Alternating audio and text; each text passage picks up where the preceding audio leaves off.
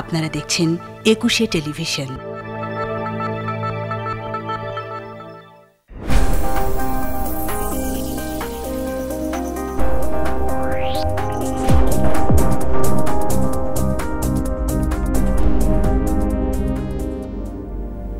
সুপ্রিয় দর্শক, আমন্ত্রণ জানাচ্ছি ডিপিআরসি হাসপাতাল পেইন অ্যান্ড প্যারালাইসিস ট্রিটমেন্ট অনুষ্ঠানে। আমি প্রফেসর ডক্টর ইকবাল হাসান মাহমুদ পুরো অনুষ্ঠান জুড়েই সঞ্চালকের দায়িত্বে থাকব। আর আমরা আজ কথা বলবো শিশু কিশোরদের ব্যথা এবং প্যারালাইসিসের আধুনিক চিকিৎসা এবং এর পুনর্বাসন নিয়ে। এই অনুষ্ঠানে কথা বলার জন্য আমরা আমন্ত্রণ জানিয়েছি বাংলাদেশের এই ফিজিওথেরাপি জগতের একজন, আমি বলবো যে কর্ণধার, প্রবাদ পুরুষ ডাক্তার শফিউল্লাহ প্রধান, যিনি সম্প্রতি অধ্যাপক হয়েছেন। বিভিন্ন পত্রিকায় তার লেখালেখি আমরা নিয়মিত পড়ছি, বিভিন্ন চ্যানেলে তার কথা শুনছি, এবং এই ফিজিওথেরাপি যে একটা স্পেশালিটি, এটা কিন্তু ডাক্তার শফিউল্লাহ প্রধান এখন এই ধারণাটা সৃষ্টি করেছেন যে চিকিৎসা মানে সঙ্গে ফিজিওথেরাপির একটা সম্পর্ক রয়েছে খুব প্রগাঢ়ভাবে। ডক্টর শফিউল্লাহ প্রধান, আমি আবার একটু কারেকশন করেই বলি অধ্যাপক ডাক্তার শফিউল্লাহ প্রধান, আপনাকে অধ্যাপক হওয়ার জন্য প্রথমেই ধন্যবাদ জানাচ্ছি, কংগ্রেচুলেশন জানাচ্ছি। ধন্যবাদ। অনুষ্ঠানে আপনি এসেছেন এত ব্যস্ততার মধ্যে, আপনার কাছে কিছু শুনবো আজকে আমরা। সেটা হচ্ছে যে আমরা বয়স্কদের নিয়ে তো অনেক কথা বলি, শিশু কিশোরদের নিয়ে আজকে আমরা কিছু কথা বলবো যে তাদের বিভিন্ন ধরনের ব্যথা হয়। শিশু কিশোরদের এমন সময় প্রাণঘাতী প্যারালাইসিস হয়, অনেক সময় চিকিৎসা করারও উপায় থাকে না। এগুলো নানা বিষয় নিয়ে আপনার কাছ থেকে আমরা আজকে কথা শুনবো। তো শিশু কিশোরদের ব্যথা নিয়ে যদি আমরা প্রথমে আপনার কাছে জানতে চাই, কি বলবেন? আমি শুরুতেই বলবো, শিশুরাই জাতির ভবিষ্যৎ। একটা জাতি যত ভালো হবে, উন্নত হবে, সেটা আমাদের শিশুদের প্রতি যদি নজর বেশি দেওয়া হয়। কারণ হচ্ছে একটা শিশুকে আমরা যেভাবে ধর্মীয় অনুভূতি, যেভাবে তাকে শিক্ষা দেওয়া হয়, তদ্রুপ তার যদি শারীরিকভাবে সে অসুস্থ থাকে বা সুস্থ না থাকে, তাহলে কিন্তু কোনো কাজে আসবে না। আমাদের শিশুদের যেটা আমরা প্রায় কমন কিছু রোগী পেয়ে থাকি, শিশুদের প্রায় সমস্যা নিয়ে আমার কাছে নিয়ে আসে, সেটা হচ্ছে একটা হচ্ছে তাদের ব্যথা, যেমন মাংসপেশির ব্যথা নিয়ে আসতে পারে, পায়ের ব্যথা নিয়ে আসে, জোড়ায় জোড়ায় ব্যথা নিয়ে আসে, সাথে বিভিন্ন ইনফেকশনের সমস্যা নিয়ে আসতে পারে, জ্বর, এগুলো নিয়ে আসে। তো আমার প্র্যাকটিসে আমি যে রোগীগুলো বেশিরভাগ পেয়ে থাকি সেটা হচ্ছে গ্রোথ পেইন। আচ্ছা, গ্রোথ পেইনটা সাধারণত যেটা হয় যে একটু যখন বাচ্চা স্কুলে যাওয়া শুরু করে তখনই এই সমস্যাটা, স্কুল গোয়িং বেবি, মানে স্টোরিটা এরকম যে স্কুলে যাচ্ছে, আসছে, সবই করছে, রাতে এসে কান্নাকাটি মার কাছে, যে অথবা স্কুলের থেকে আসার পর আবার বিকালে খেলতে নামে অথবা খেলাধুলা করে করে যখন যতই রাত গভীর ততই তার কান্না বাড়ে। তো এটা আসলে গ্রোথ পেইন। আমরা বেশিরভাগই আইডেন্টিফাই তাই করা হয়। গ্রোথ পেইনটা এরকম মানুষের বয়স বাড়ার সাথে সাথে দেখা যায় যে প্রত্যেকটা টিস্যুই কিন্তু তার যে মাল্টিপ্লিকেশন হতে থাকে, গ্রোথ হতে থাকে। তখন যদি নিউট্রিশনাল ঘাটতি হয় তখনই সমস্যাটা তৈরি হয়, শরীরের হাড়গুলো তখন বড় হতে থাকে এবং যে ইপিফেসিয়াল যে লাইন আছে ওখানে তো গ্রোথটা মেইনলি হয়। তো সেই ক্ষেত্রে দেখা যায় যে শিশুদের যদি পর্যাপ্ত নিউট্রিশনাল ঘাটতি না থাকে, যেমন এরা কি করে, বাচ্চারা বেশিরভাগ ক্ষেত্রে এটা সেটা খেতে চায়, বিভিন্ন চিপস বা চানাচুর, পুষ্টিকর কোনো কিছু খাবে না সাধারণত। তো এই জিনিসটার কারণে এবং পাশাপাশি তার বয়স যত বাড়তে থাকে তার নিউট্রিশনাল খুব মানে সাপ্লিমেন্টগুলা বেশি চায়, শরীরে প্রয়োজন বেশি হয়ে দাঁড়ায় তখন, এবং বাসায় যখন স্কুলে যায়, আসা যাওয়ার পথে খেলাধুলা করে, তখন ব্যথা বেদনা তৈরি হয় এবং যেটা আমরা বলি মেটাবলিক এন্ড প্রোডাক্ট হতে পারে। যেমন রাতে যখন সে রেস্টে আসে তখন এইগুলা শরীরে বিভিন্ন ব্যথার উপকরণ, তখন তাকে ব্যথা তৈরি করে এবং ব্যথা তীব্র থেকে তীব্রতর হতে পারে। তো এটা নিয়ে ভয় পাওয়ার আসলে তেমন কোনো কারণ নেই, কিন্তু ভয় পায় যখন একজন মা বা বাবা কোনো হাতুড়ের চিকিৎসকের কাছে শোনে যে আপনার ছেলের মধ্যে বাত ব্যথা হয়েছে, বাত জ্বর হয়েছে, তখন করে কি ওই ব্লাড টেস্ট করায়, এসও টাইটার যদি কোনো মতে একটু 333-এর উপরে উঠে যায়, তাহলে ওই কোয়াকিটাকে 12 লাখ পাওয়ারের যে penicillin, long acting penicillin injection 3 সপ্তাহ পর পর দিতে থাকে। একটা আমার কাছে খুব করুণ একটা অভিজ্ঞতা এটা। না, আপনাকে ধন্যবাদ, যে ভালো কথা বলেছেন। যে এ থেকে আমাদের বের হয়ে আসতে হবে, কারণ হচ্ছে এই জাতীয় যদি অপট্রিটমেন্ট বা অপচিকিৎসা হয় তাহলে আমি বলছিলাম যে শিশুরই জাতির ভবিষ্যৎ। তাদেরকে যদি আমরা শারীরিকভাবে বিভিন্ন পঙ্গুত্ব করে ফেলি বিভিন্নভাবে, এটা হচ্ছে বাবা মাকে আরো সচেতন হতে হবে, আমাদেরকে তাদেরকেও জানতে হবে যে তার একটা বাচ্চা জন্মের পরপরই বিভিন্ন বাচ্চার কি কি শারীরিক সমস্যা হতে পারে। যেমন বিভিন্ন ইমিউনাইজেশনের টিকাগুলো চলে, সেগুলো তো দিচ্ছে গভর্নমেন্ট, খুব এই ব্যাপারে করে যাচ্ছে কাজ, কিন্তু এই সকল সমস্যাগুলো নিয়ে হয়তো অনেক সময় জানে না। অপচিকিৎসা হয়, ব্যথা হলি বাত জ্বর হয়েছে বলে পেনিসিলিন দিচ্ছে। তো এটা না করে যদি তার একজন বিশেষজ্ঞের শরণাপন্ন হয় তাহলে অন্তত ডায়াগনোসিসটা কনফার্ম। এখানে একটু দর্শকদের বলে রাখি যে বাত জ্বর এমন একটি মানে সুনির্দিষ্ট রোগ যে একজন চিকিৎসক কিন্তু দেখেই বলে দিবে তার যে জয়েন্ট পেইনের অবস্থা মানে কেমন হচ্ছে, রক্ত পরীক্ষা করতে হবে এবং শারীরিক মানে যেগুলো লক্ষণ উপসর্গ সেগুলি কিন্তু বলে দিবে যে শিশুর গ্রোথ পেইন না এটা রিউমেটিক ফিভার।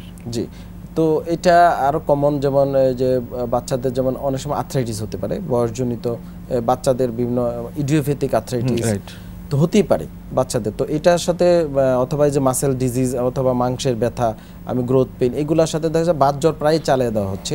তো এর থেকে বের হয়ে আসছে। আমি প্রায় অনেকগুলো পত্রিকায় লিখেছি যে বাত জ্বর ও বাত রোগ এক নয়, টোটালি দুইটা আলাদা রোগ।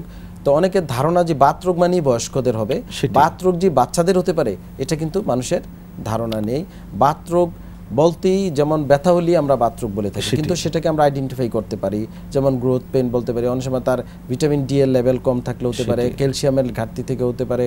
তারপর আঘাত পেলে, বাচ্চারা তো খেলতে যায়, আঘাত পাবেই, আমরা ছোটবেলায় খেলতে গিয়ে অনেক আঘাত পেয়েছি, অথবা তার সঙ্গীর সাথে সে হয়তো খেলতে গিয়ে হয়েছে, সে বলে না অনেক সময় মার কাছে, কারণ মা হয়তো বকা দিবে, যার কারণে দেখা যায় এই ব্যথাটা থেকে তার ব্যথা হতে পারে। তো এগুলো একজন বিশেষজ্ঞ চিকিৎসকই কনফার্ম করতে পারে যে বাচ্চাটার আসলে কি হয়েছে। তো এই সকল ব্যথা বেদনা তো বাচ্চাদের প্রায় আমরা এই জাতীয় সমস্যাগুলো পেয়ে থাকি। তো এগুলো যদি শুরুতেই ডায়াগনোসিস করা যায়, দেখা যায় মোস্ট অফ দ্য বাচ্চার ডায়াগনোসিস কনফার্ম করা গেলে উইদাউট ওষুধই কিন্তু তাকে ভালো করা যায়। ডাক্তার শফিউল্লাহ প্রধান, আরও অনেক কথা শুনবো শিশুদের বিভিন্ন সমস্যা নিয়ে, একটি বিরতিতে যেতে হচ্ছে। প্রিয় দর্শক, আমরা এখন একটি বিরতিতে যাব, বিরতির পর আবার আপনাদের মাঝে ফিরে আসব। ততক্ষণ 21-এর সাথেই থাকুন।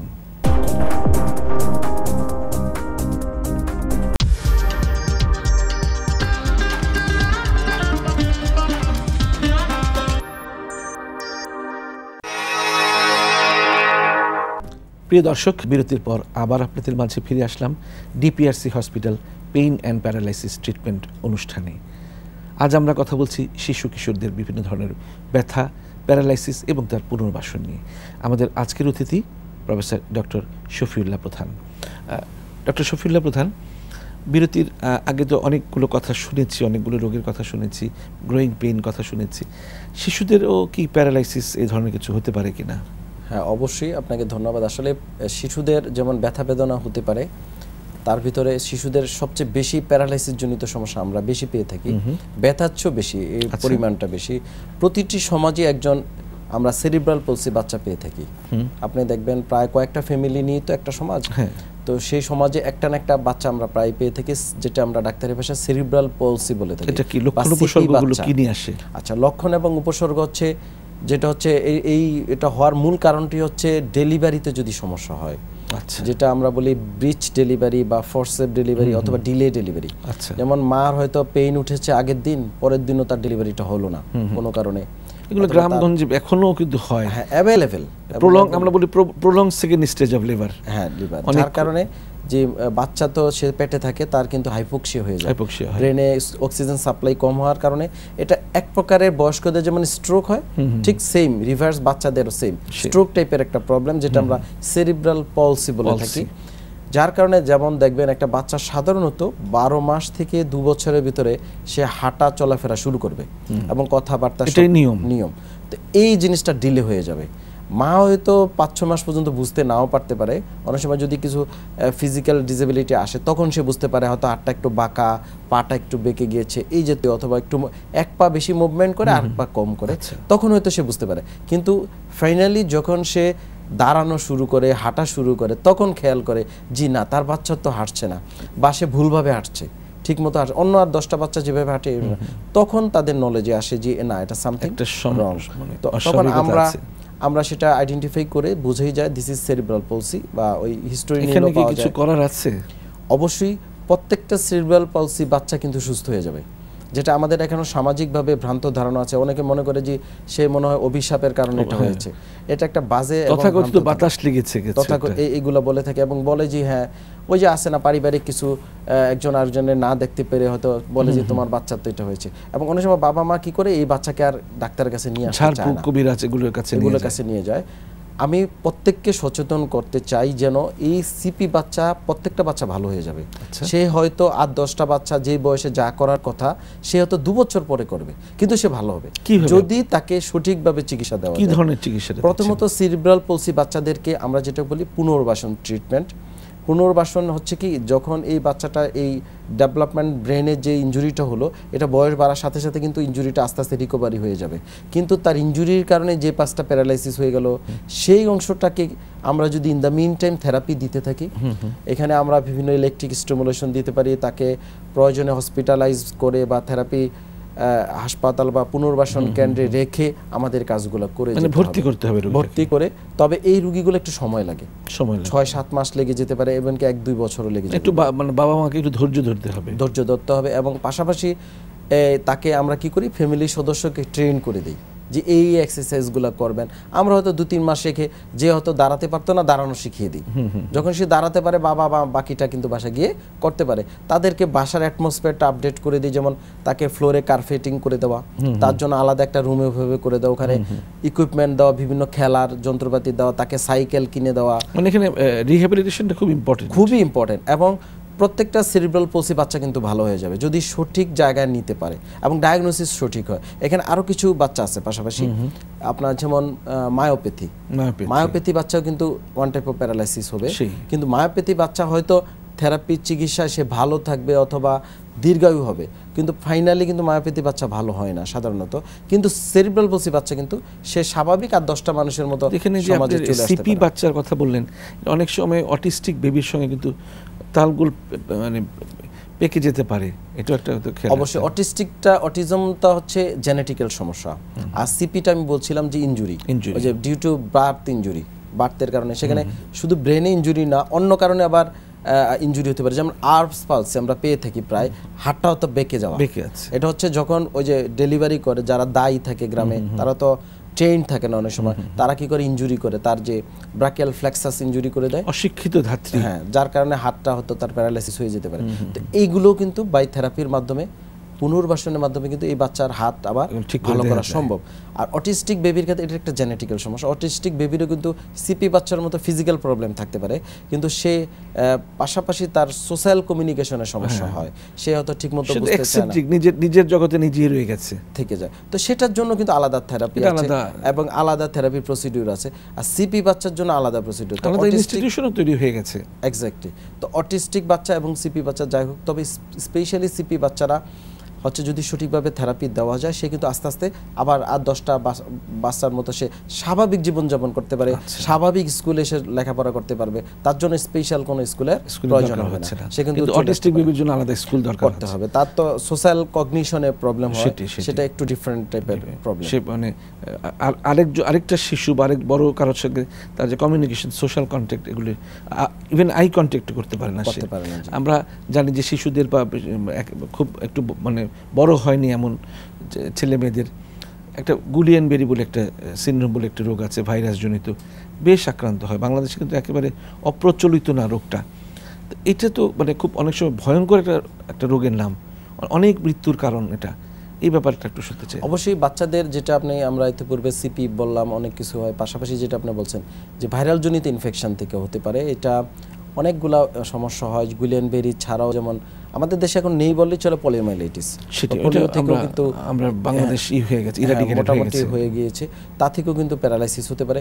তো এই দুইটাও হচ্ছে যেহেতু ইনফেকশন, পাশাপাশি আরও অন্যান্য ইনফেকশনও কিন্তু হয়, যেমন আপনার স্পাইনাল যদি কোনো ইনফেকশন হয়, তা থেকে পা প্যারালাইসিস হয়ে যেতে পারে, যেটা আমরা প্যারাপ্লেজিয়া বলে থাকি। অনেক সময় কোয়াড্রিপ্যারালাইসিস হয়ে যেতে পারে, কোনো ইনজুরি থেকে হতে পারে, গাছে উঠেছে, গাছে থেকে পড়ে গিয়ে ইনজুরি হয়ে হতে পারে। বাচ্চারা খেলাধুলা করতে গেলে ঘাড়ে আঘাত পেলে তা থেকে হতে পারে, তা থেকেও কিন্তু প্যারালাইসিস বা পক্ষাঘাতগ্রস্ত হতে পারে। যদি কোনো অ্যাকোয়ার্ড কোনো কিছু থেকে হয়ে থাকে, প্রত্যেকটা বাচ্চাই কিন্তু থেরাপির মাধ্যমে সুস্থ করা সম্ভব। এবং তার জন্য দরকার প্রথমত সঠিক ডায়াগনোসিস, সঠিক বিশেষজ্ঞ চিকিৎসক, মানে যারা এই রোগীগুলো নিয়ে আমরা যারা কাজ করি, এবং অবকাঠামোগত ব্যাপার, মানে হচ্ছে এটা স্পেশাল হসপিটাল দরকার। জেনারেল হসপিটাল দ্বারা এই সকল রোগী কখনো ট্রিটমেন্ট দেওয়া সম্ভব না। এগুলাকে আপনাকে আমরা যারা পুনর্বাসন হাসপাতাল করেছি, পুনর্বাসিত হাসপাতাল যেখানে আমাদের ইকুইপমেন্টের ব্যবহার আছে, এখানে এই সকল রোগীর আমরা বিভিন্ন পদ্ধতির মাধ্যমে চিকিৎসা করে থাকি এখানে, এবং স্পেশালিস্ট একটু ডিফারেন্ট টাইপের, যে এই রোগগুলো নিয়ে আমরা কাজ করি। আমরা কিন্তু জেনারেল কিন্তু ট্রিটমেন্টে কখনো যাই না। আমরা যাদের ব্যথা বেদনা, প্যারালাইসিস, এই সকল সিপি বাচ্চা বলেন এবং স্ট্রোক জনিত প্যারালাইসিস বয়স্কদের, যাদের জন্য আমাদের যে অবকাঠামো দরকার, যে ইকুইপমেন্ট দরকার, যে আমাদের অ্যাটমসফিয়ার দরকার, মানে এগুলো সব ডিপিআরসি তে রয়েছে। অবশ্যই আমাদের ডিপিআরসি এই টাইপেরই একটা হাসপাতাল, এই ধরনের হাসপাতাল। এখানে তো অনেক সময় পেডিয়াট্রিশিয়ানের প্রয়োজন হয়। পেডিয়াট্রিশিয়ানও কি ডিপিআরসি হসপিটাল? আমাদের টোটালি গ্রুপার, যেটা আমরা বলি রিহ্যাবিলিটেশন টিম। রিহ্যাবিলিটেশন টিমে আমরা মেইনলি ফিজিওথেরাপিস্টের ভূমিকা মেইনলি, পাশাপাশি অন্যান্য স্পেশালিস্ট যারা আছেন, neurologist, neurosurgeon, paediatrician, general medicine specialist, chest specialist, এদের সমন্বয়ে আমরা কাজ করে থাকি। এবং যখন যার যেটা প্রয়োজন হয় আমরা সেই স্পেশালিস্ট এসে আমাদের এখানে সেই কাজটা করে থাকি। একেবারে আমরা অনুষ্ঠানের শেষ প্রান্তে গুলিয়ান-বেরি সিনড্রোমে যে প্যারালাইসিসটা হয়, যদি বাচ্চাটা বেঁচে যায় তাহলে কি তার যে ফিজিওথেরাপি দিয়ে একেবারে ভালো করে দেওয়া যায়? অবশ্যই। জিবিএস রোগী যেটা হয় যে কোয়াড্রিপ্যারালাইসিস বেশিরভাগ আমরা পেয়ে থাকি, 4 হাত পা অবশ হয়ে যাওয়া বা হাঁটতে চলাফেরায় কিছুটা সমস্যা হয়, এবং তাকে যদি ওই সময় সঠিকভাবে মানে এবং সঠিক টাইমে নিয়ে আসা যায়, তখন কিন্তু সে আবার স্বাভাবিক জীবনে ফিরে আসে। হয়তো একটু সময় লাগে, কিছুদিন কয়েক মাস সময় লেগে যেতে পারে, সে আস্তে আস্তে গ্রাজুয়ালি কিন্তু স্বাভাবিক স্রোতধারায় চলে আসতে পারে, স্বাভাবিক জীবনে সে ফিরে আসতে পারে। এটা নিয়ে মানে কোনো হতাশার কোনো কারণ নেই, কারণ হচ্ছে থেরাপি চিকিৎসার মাধ্যমে এটা পুনর্বাসন সম্পূর্ণরূপে সম্ভব। অধ্যাপক ডাক্তার শফিউল্লাহ প্রধান অনেক মূল্যবান কথা শুনিয়েছেন, অনেক আশার বাণী শুনিয়েছেন। শিশু কিশোরদের যারা এই বিভিন্ন ধরনের প্যারালাইসিস রোগে ভুগছে, সিপিতে ভুগছে, বিভিন্ন ধরনের বাত ব্যথায় ভুগছে, নিশ্চয়ই আপনার এখানে গেলে ওরা সাফল্যের মুখ দেখবে, সুস্থতার মুখ দেখবে। অনুষ্ঠানে আসার জন্য আপনাকে অনেক অনেক ধন্যবাদ। আপনাকে অনেক ধন্যবাদ। একুশের সকল দর্শকদেরকে অসংখ্য ধন্যবাদ। প্রিয় দর্শক, আমরা অনুষ্ঠানের প্রায় শেষ প্রান্তে এসে পৌঁছে গেছি। অনুষ্ঠানটি দেখে যদি আপনারা উপকৃত হন তাহলে আমাদের প্রচেষ্টা সার্থক হবে বলে মনে করি। তারপর যদি আপনাদের কিছু জানার থাকে তাহলে আমাদের কাছে চিঠি লিখতে পারেন, আমাদের কাছে ফোন করতে পারেন, আমাদের ওয়েবসাইটে যোগাযোগ করতে পারেন। আমাদের সাথে যোগাযোগের ঠিকানা pain and paralysis treatment, 21 television, Jahangir tower, 10 Karwan বাজার, ঢাকা 1215। ফোন 01732200697, 01716306913। Website www.dprcbd.com। প্রিয় দর্শক, অনুষ্ঠানটি আবারও পুনঃপ্রচার করা হবে আজ রাত 2টায়। দর্শক, প্রতি বুধবার আমরা ডক্টর শফিউল্লাহ প্রধানকে ঠিক এই সময় আপনাদের সামনে হাজির করাবো। বিভিন্ন রোগ নিয়ে তিনি কথা বলবেন, মানুষের যাদের অজানা অনেক প্রশ্নের উত্তর আছে সেগুলো দেওয়ার চেষ্টা করবেন। আপনারা ভালো থাকুন, সুস্থ থাকুন, সুন্দর থাকুন। সবার জন্য রইল অনেক অনেক শুভকামনা।